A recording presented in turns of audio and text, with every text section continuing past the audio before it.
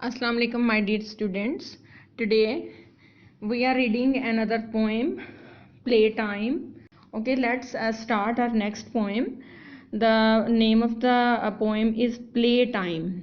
ये poem actually दो बच्चियां हैं, दो बहनें हैं और उनका डैड हैं, उनके फादर हैं. तो उन्होंने मिलके ना इसको एक एक्ट किया है, ठीक है.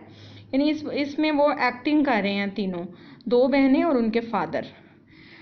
उनके फादर जो हैं वो एक बीस्ट बने हुए हैं. बीस्ट का मतलब होता है दरिंदा, यानी वो एक बीस्ट का रोल कर रहे हैं. और एक बहन जो है वो स्पाई बनी हुई है. बेटा स्पाई जासूस को कहते हैं, ठीक है, जो किसी मुहिम पर जाते हैं. तो एक उनकी बहन जो है वो स्पाई बनी हुई है, एक बहन. और दूसरी जो है वो जो है अपनी बेस की, यानी जो उनका अड्डा है वो जैसे फौज का अड्डा होता है इस तरह उनकी बेस उन्होंने एक जगह बनाई हुई है. तो वो वहाँ पे वो बैठ के तो वो हिफाजत कर रही है अपनी बेस की. और उनका जो है स्पाई जो है जासूस, उसका मिशन ये है कि उन्हें एक जगह से गोल्ड लेकर आना है. लेकिन वो गोल्ड एक्चुअली एप्पल हैं जो एक ट्री से उन्हें तोड़ के लाने हैं. और रास्ते में उनके डैड जो हैं वो जाइंट बीस्ट बन के बैठे हुए हैं. और वो बहुत एक यानी कि जालिम दरिंदा बन के बैठे हुए हैं. और वो जब सेब तोड़ कर ले आती हैं तो वो उसको पकड़ लेते हैं. और फिर ये होता है कि दूसरी बहन बीच में आती है छुड़ाने के लिए, और दोनों फिर बीस्ट के साथ लड़ाई करते हैं. और एंड में दोनों बहनें जो हैं वो विन कर जाती हैं इस गेम को. यानी वो एक गेम खेल रहे हैं और ये गेम है spying. Open your book at page number 21. Let's start. By the garden shed, my sister and I were playing a game and I was a spy. I had a mission while she guarded base. I had to get gold from a secret place.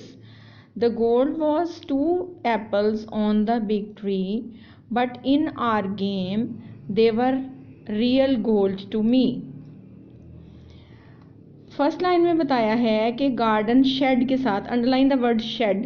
बेटा shade होता है जो एक आर्जी सी छत बना दी जाती है ना, मतलब कि जैसे वो ग्रीन कपड़ा लगा के, ग्रीन शीट लगा के शेड सा बनाया जाता है, इसको छप्पर कहते हैं उर्दू में. तो बाग के साथ जो एक उन्होंने छत सी बनाई हुई थी, उसमें वो कह रही है कि उस छप्पर के नीचे माई सिस्टर एंड आई, मैं और मेरी बहन, वर प्लेइंग अ गेम, एक गेम खेल रहे थे. And I was a spy, जिसमें मैं एक जासूस बनी हुई थी. I had a mission while she guarded base, मुझे एक मिशन पर जाना था. बेटा मिशन एक मुहिम होती है. मुझे एक मुहिम पर जाना था जबकि वो बेस की हिफाजत कर रही थी. और मुझे एक खुफिया जगह से, सीक्रेट प्लेस का मतलब होता है बेटा खुफिया जगह, मुझे एक खुफिया जगह से सोना लाना था. बेटा आगे ब्रैकेट में जो लाइंस लिखी हुई हैं ये हमें रियल सिचुएशन बताती हैं, कि रियल सिचुएशन को उन्होंने इसमें ब्रैकेट में बताया है कि असल में गोल्ड जो है वो 2 एप्पल थे जो कि एक दरख्त पर लगे हुए थे. लेकिन गेम के अंदर उन्होंने फ़र्ज़ कर लिया था कि वो सेब जो हैं वो सोना है. अब हम देखते हैं कि how many rhyming words are in this stanza. There are 6 rhyming words in this stanza. I spy, both are rhyming. Base and place are rhyming, and tree and me are rhyming. ठीक है, चलें अब आगे चलते हैं. A giant beast was asleep in the way. If I woke him up, I would be sure to pay. Here way and pay are rhyming words. अब वो कह रही है कि एक बहुत बड़ा दरिंदा सोया हुआ था. जाइंट मीन बहुत बड़ा, देव का मत. इन द वे रास्ते में सोया हुआ था, यानी जब वो बाग में सेब तोड़ने के लिए जा रही थी तो रास्ते में एक वो दरिंदा सोया हुआ था. If I walk him up I would be sure to pay. वो कह रही है कि अगर मैं उसे जगा देती तो मुझे उसकी कीमत चुकानी पड़ती, यानी वो ज़रूर मुझे रोकता, मुझे जो है जाने ना देता. The beast was ferocious. Underline the word ferocious. Ferocious का मतलब होता है बहुत जालिम. Like you can say Indian army is very ferocious, बहुत जालिम है. द बीस्ट वॉज फेरोशियस, दरिंदा बहुत जालिम था. क्वाइट मैड, काफ़ी पागल था. एंड बैड, और बुरा था. But really the beast was my snoozing dad. अब इन्होंने रियल सिचुएशन बताई है. अंडरलाइन द वर्ड स्नूजिंग, सोया हुआ. लेकिन वो कहती है कि असल में दरिंदा कौन था, मेरे सोए हुए डैडी जो थे वो दरिंदा थे. असल में वहाँ कोई बीस्ट नहीं था, ठीक है, जंगली जानवर कोई नहीं था, डैड बने हुए थे. I crept past the bushes twisted like wire. Crept का मतलब करीब की सेकंड फॉर्म है कि मैं रेंगती हुई झाड़ियों के पास से गुजरी जो कि तार की तरह बल खाती हुई थी, ट्विस्टेड यानी झाड़ियाँ बहुत मुड़ी तुड़ी थी तार की तरह। And round the low wall, और मैं नीचे वाली दीवार के पास से गुजरी, ग्लोइंग वार्म लाइक फायर, जो कि आग की तरह सुर्ख और गर्म हो रही थी। ठीक है, यानी इतनी, इट मीन्स कि कोई दोपहर का मंजर था जिसमें वो लोग ये गेम खेल रहे थे। Here in this stanza there are 6 rhyming words: way and pay, bad, dad, wire, fire. These are rhyming words. Come to the next page. I did not notice the beast's beady eye. Opening slowly, my dad could be sly. I reached out my hand and captured the gold. I was almost back when a hand took hold. It grabbed at my shirt and made me yell. My sister looked up and she screamed as well.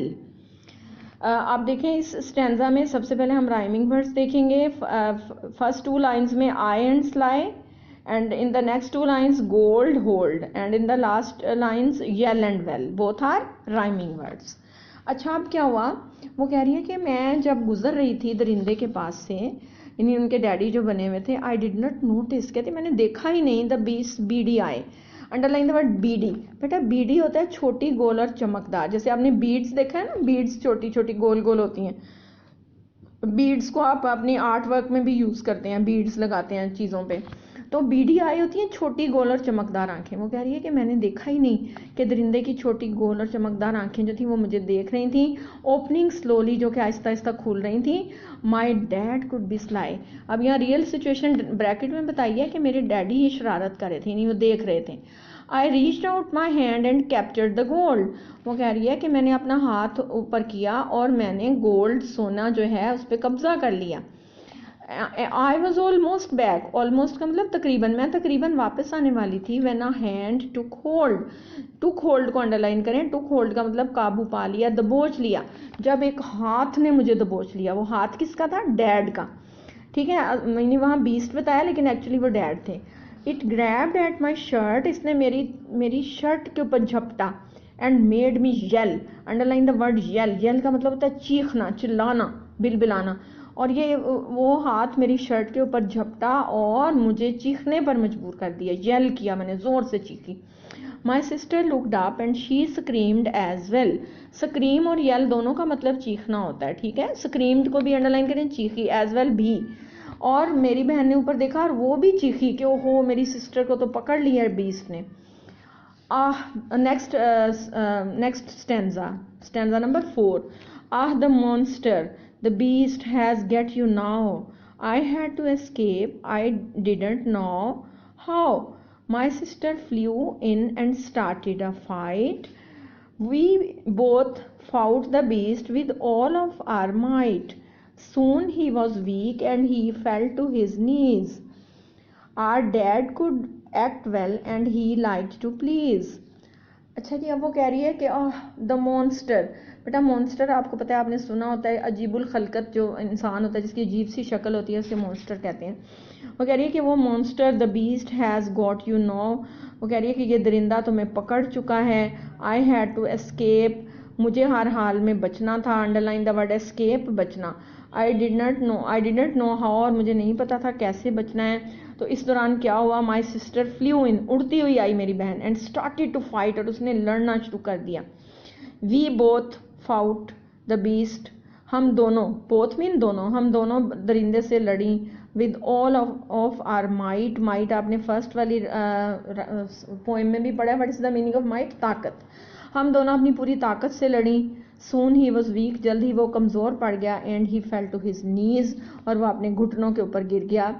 Are dad could act well, हमारे daddy बहुत अच्छी acting कर सकते थे। And he like to please, और वो खुश करना पसंद करते थे। यानी एक्चुअली इनके डैडी जानबूझ के हारे थे। वो चाह रहे थे कि बच्चियाँ जीत जाएं और वो खुश हों।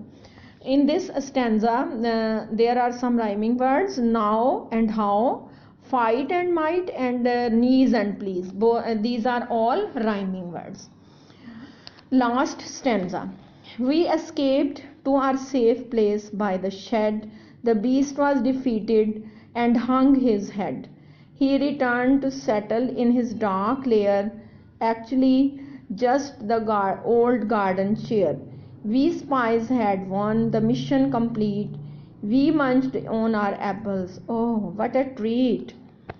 अब वो क्या बता रही हैं कि उस दरिंदे को मारने के बाद, भगाने के बाद हम बहुत खुश थे.